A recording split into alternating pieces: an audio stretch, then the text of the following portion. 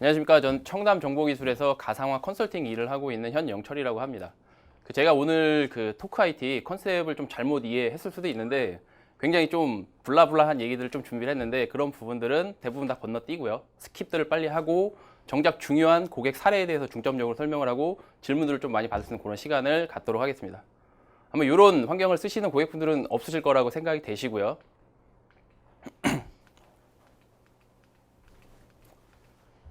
이미 2009년도에 현재 가상 환경에서 운영이 되고 있는 가상 머신들의 숫자가 물리적인 서버들의 숫자들을 압도하기 시작을 했습니다. 이미 6년 전의 이야기들이고요. 2012년도에는 비슷한 상황이 한 번 더 발생이 됐는데요. 물리적인 피지컬 스위치에 연결이 되어 있는 포트 수보다 가상 환경에서 사용이 되는 가상 스위치에 연결이 되어 있는 포트 수가 상당히 많아지고 있습니다. 그만큼 가상화라고 하는 것이 먼 얘기 혹은 나와는 전혀 상관없는 그런 얘기라고 생각을 해주시면 좋을 것 같고요. 가상 환경의 초창기 가상 환경은 정말 중요하지 않은 서버들, 그냥 테스트 용도나 개발 용도 이런 서버들 위주로 통합을 해서 괜찮네 정도를 사용을 하셨습니다. 하지만 오늘날 몇 년 전 그리고 오늘날까지 보면 대부분의 미션 크리티컬한 업무들이 가상 환경에서 운영이 되고 있는 것이 사실입니다. 이따가 다시 설명을 드리겠지만 저희 고객 사례 역시 오라클 데이터베이스를 사용을 하시던 고객분이었었고요. 가상화 통합 환경은 크게 두 가지 요소로 구성을 할 수가 있습니다. 한 가지는 서버 운영 체제를 사용을 하는 서버 가상화, 그리고 다른 한 가지는 요즘에 굉장히 말들이 많은 VDI, 가상 데스크톱이라고 하는 두 가지 영역이 있다고 봐주시면 될 것 같고요. 제가 생각하는 두 가지 영역은 물리적인 구성, 틀린 점이 없습니다. 물론 사용하는 방법이나 접근을 해가지고 그 유저가 누군지에 따른 그런 부분들 차이점은 있겠지만 궁극적으로는 물리적인 서버, 센 스위치, 스토리지 로 구성이 되게 되고요. 그 위에 가상화 소프트웨어, VMware라고 하는 가상화 소프트웨어가 설치가 되고 그 위에 운영하는 운영 체제가 서버용 운영 체제인지 데스크탑용 운영 체제인지에 따라서 두 가지로 구분을 할 수가 있을 거라고 생각이 되는데요. 가장 중요한 가상화를 했을 때 가장 중요한 요소는 스토리지입니다. 스토리지의 성능과 스토리지의 어떤 퍼포먼스로 인해 가지고 전체 시스템에 영향을 받기 때문에 스토리지 위주로 반드시 어떤 깊은 고민들을 한 번씩은 해보셔야지 될 거로 생각이 됩니다. 이미 2000년 초반보다 오늘날의 CPU라든가 기타 다른 요소들의 성능, 발전 속도를 보면 CPU는 30배가 빨라졌습니다. 그리고 메모리는 16배, 네트워크는 아직 접해보셨는지는 모르겠지만 저는 접해봤거든요. 40G 기반의 센 환경 아니면 56G 기반의 이더넷 환경들을 저는 접해봤는데 네트워크는 400배가 빨라졌습니다. 하지만 스토리지, 더 나아가서 이제 디스크 쪽에 확인을 해보면 7200rpm, 1000rpm, 15000rpm 디스크의 성능적인 측면보다는 어떤 용량적인 측면에 있어서 발전을 한 것이 저는 사실이라고 보는데요. 가정을 한번 해보겠습니다. CPU가 어떤 일을 하나 처리하는데 1초의 시간이 소비된다고 가정을 해보겠습니다. 이 일을 메모리나 네트워크를 통해 가지고 처리하기 위해서는 메모리는 36초, 네트워크는 8시간, 그리고 디스크에서 이 일을 처리하는 데는 138일이라는 시간이 소비가 됩니다. 그만큼 스토리지 관점에서 봤을 때 굉장히 중요한 요소가 어떻게 보면 기존 스핀들 디스크를 사용을 하는 환경이 올플래시 환경으로 만약에 전환이 되신다면 굉장히 성능적인 측면이나 다른 이점들이 많을 거라고 생각이 됩니다. 스토리지 부하 스타일도 좀 다양해졌습니다. 예전에는 굉장히 그냥 스테디한 그런 워크로드들이 대부분 운영이 됐다면 오늘날의 VDI나 이런 환경들은 특정한 시점, 아침 9시 출근할 때, 점심 먹으러 갈 때, 퇴근할 때 이런 상황들에 있어서 이제 피크를 치는 어떤 그런 I/O 패턴들을 보여주고 있는데요. 이러한 것들을 커버하기 위해서 지금까지는 아까 앞서서 말씀을 해주셨던 하이브리드 형태의 스토리지들을 사용을 해서 사용량이 높은 것들은 캐시나 SSD 기반의 동작이 되고 그렇지 않은 것들은 일반 사스 디스크나 사타 디스크에서 운영이 되는. 하지만 제가 생각하는 가장 궁극적인 해결책은 올플래시라고 보거든요. 그런 고민 필요 없이. 저희가 작년 이맘때쯤에 프로젝트를 진행을 하고 완료가 됐던 고객 사이트가 있습니다. 한국소비자원이라고 하는 고객 사이트인데요. 한국소비자원은 기존의 내부 영역, 외부 연계 영역, 외부 영역이라고 하는 세 개의 분리되어 있는 영역에 AIX와 솔라리스, 그리고 리눅스, 윈도우, 다양한 시스템들을 물리적인 환경에서 운영을 하고 계셨습니다. 고객 담당자와 저희가 두 달여간에 걸친 분석 작업이랑 컨설팅 결과를 통해 가지고 각각의 영역별로 X86 기반의 서버 도입을 하셨고요. 거기에 이제 VMware 기반의 가상 환경을 구성을 하셨고 고객 담당자분께서 제일 많이 고민을 하셨던 부분이 기존의 유닉스 환경에서 운영이 되고 있던 오라클 데이터베이스 이 성능 이거를 어떻게 보장을 할 건지 그리고 가용성에 대한 부분들 어떻게 할 건지를 굉장히 고민을 많이 하시다가 스핀들 디스크가 아닌 SSD 방식의 어떤 스토리지를 도입을 하자라고 이제 결론을 내고 지금까지 이제 구성이 다 완료가 된 상태입니다. 각각의 영역별로 사용되고 있는 전체 물리적인 시스템은 60여 대가 됐었고요. 추가적으로 20대 정도의 가상 머신이 늘어날 것까지 감안을 해가지고 전체 사이징을 진행을 했고요. 그 결과 X86 기반의 서버가 8대 그리고 각 영역의 올플래시 스토리지들이 한 대씩 구성이 되어 있습니다. 이 중에서 내부 가상화 영역에 대한 부분을 조금 더 디테일하게 한번 살펴보겠습니다.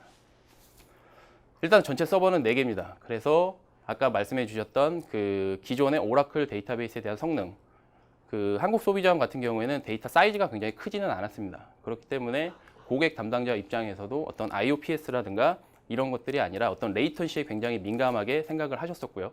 레이턴시가 낮으면 낮을수록 좋겠다. 1ms 이하면 가장 좋지 않겠냐라고 이제 저한테 말씀을 해 주셨고요. 그 결과 올플래시 스토리지인 퓨어 스토리지를 도입을 하시게 됐고요. 그 성능 수치는 제가 이제 다음 페이지에서 좀 다시 한번 보여드리겠습니다. 그리고 기존의 유닉스 머신들에서 제공이 되던 가용성에 대한 부분들은 가상화로 통합을 하시면서 VMware에서 기본적으로 제공이 되는 고가용성 기능들이 있습니다. 가상화를 이미 운영하고 계시는 뭐 청취자분들도 계실 것 같고요.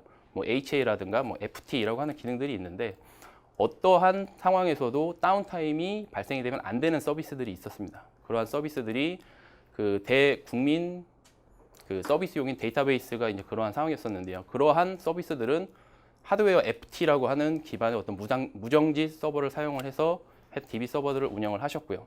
지금 잘 보이실지 모르겠지만 지금 현재는 40G 기반의 센 환경이 구성이 되어 있습니다. 일부만. 그러니까 지금은 스토리지하고 이제 전체는 10G 기반의 이제 아이스카시 네트워크로 연결이 되어 있지만 서버하고 서버끼리의 통신 아니면 뭐 V모션이라고 하는 마이그레이션을 위한 네트워크들도 40G 기반으로 연결되어 있습니다. 향후에 스토리지 쪽에서 40G가 제공이 되는 인터페이스라든가 어떤 그런 것들이 제공이 되면 단순하게 케이블만 바꿔 꽂으면 40G 환경으로 전환이 될 수 있게 구성했습니다. 굉장히 재밌었던 것 중에 하나가 저희가 이제 제안을 하고 이제 구성을 함에 있어서 제안 요청서에 있는 내용 중에 이쪽 왼쪽에 보이는 전체 시스템들이 그러니까 쉽게 얘기해서 이제 렉 하나에 다 구성이 되는데 렉 전체가 나갔을 때 서비스를 10분 안에 복구를 할 수 있는 시스템을 요구를 하셨거든요. 그래서 각각의 영역에 인하우스 DR 형태로 선택적으로 이제 가상 머신들만 재복구 환경을 구성을 하셨습니다. 이게 이제 실제 소비자원의 이제 구성도인데 뭐 고객 데이터다 보니까 제가 좀 뿌옇게 색칠을 했습니다.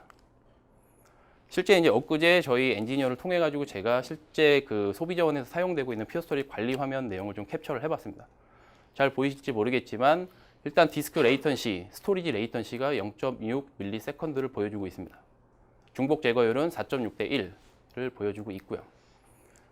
저도 처음에 이거 스토리지에서 보여지는 것만 이렇게 보여지는 게 아니냐라고 생각을 했었는데 스토리지가 아니라 ESXi 호스트에 접속을 하셔가지고 ESX 탑이라고 하는 명령어를 통해서 레이턴시에 대한 부분들을 확인을 해볼 수가 있습니다. 그 ESXi 호스트 자체에서 확인할 수 있는 레이턴시도 1ms가 안 되는 이런 수치들을 확인을 할 수가 있었고요. 제가 가상화 통합 프로젝트를 많이 해보고 많은 상황들을 봤는데 1ms 이하의 뭐 80여 대의 가상 서버가 운영이 되는 환경에서 1ms 이하의 레이턴시를 보여주는 시스템들은 그렇게 많지가 않았던 것 같습니다. 관련돼 갖고 각각의 그 어떤 스토리지 벤더나 뭐 하드웨어 벤더들에서 베스트 프랙티스들을 분명히 제공을 하는 게 있으실 거예요. 제가 요거를 말씀을 드리는 이유 중에 하나가 스토리지의 멀티패스 관련된 방식들이 기본적으로 제공이 되는 것들이 있지만 각각에 맞게 설정이 되어야지 된다고 생각을 하거든요. 굉장히 인상적이었던 것이 아까 그 어떤 분이 질문을 뭐 유지보수나 지원하는 엔지니어 관련된 얘기를 해주셨던 것 같은데 보통은 제가 이제 미팅을 가서 어떻게 구성을 하겠다라고 이렇게 말씀을 드리고 협의를 하는 자리에서는 이런 내용들이 안 나옵니다. 기존까지 제가 접해봤던 다른 뭐 엔지니어들은. 하지만 퓨어 스토리지를 지원해줬던 엔지니어분들은 이러한 다양한 상황들을 먼저 가상화를 알고 그 SS 스토리를 이해하고 이러한 상황들을 가상화 엔지니어인 저한테 먼저 요청을 하시더라고요. 그게 굉장히 좀 인상적이었던 부분이고요.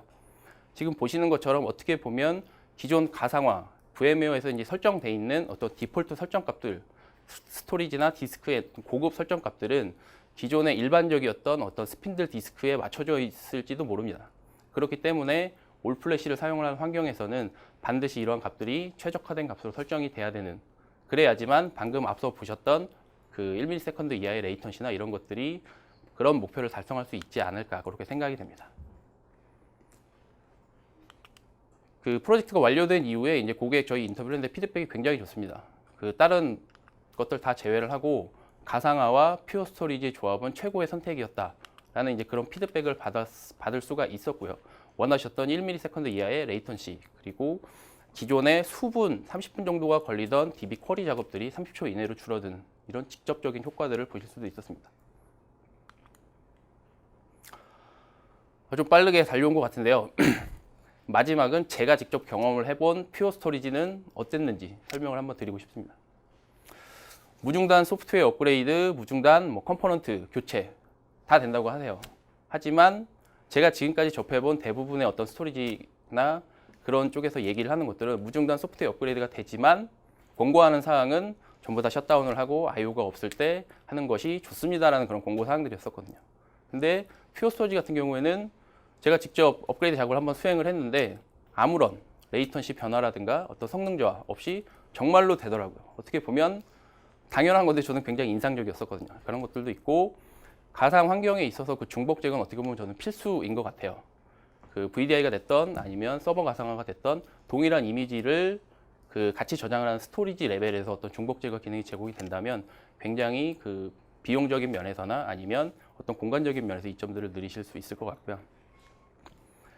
VMware를 사용을 해보셨던 청취자분들이나 다른 분들께서는 스냅샷이라고 하는 기능을 아실 거예요. 어떤 작업 가상머신에 변경 작업을 하기 전에 스냅샷을 찍고 변경된 이후에 이제 잘 됐는지 안 됐는지를 판단을 해갖고 반영을 시키거나 잘 안 됐으면 그 이전 상태로 돌아가는 그런 기능들이 있는데 소비자원에서는 스냅샷을 거의 사용을 안 합니다.